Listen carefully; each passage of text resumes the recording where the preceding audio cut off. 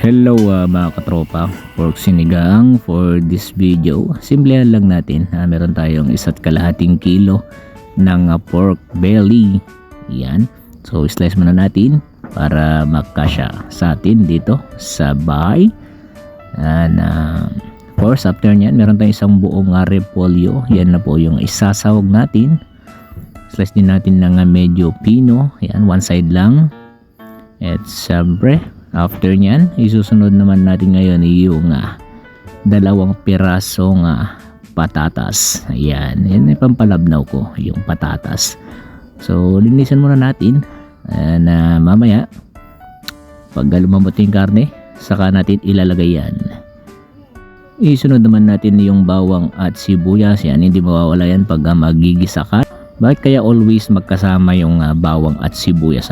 Katapos natin yan, magpainit na tayo ng kaserola. At syempre, ang sibuyas, isunod naman natin ang bawang. Yan.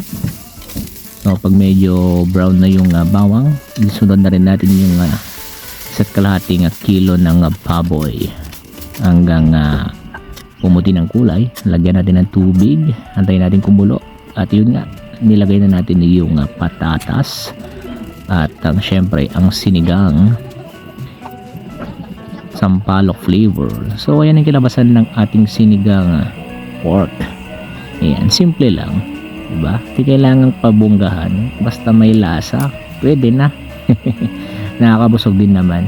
So yan, kain na tayo.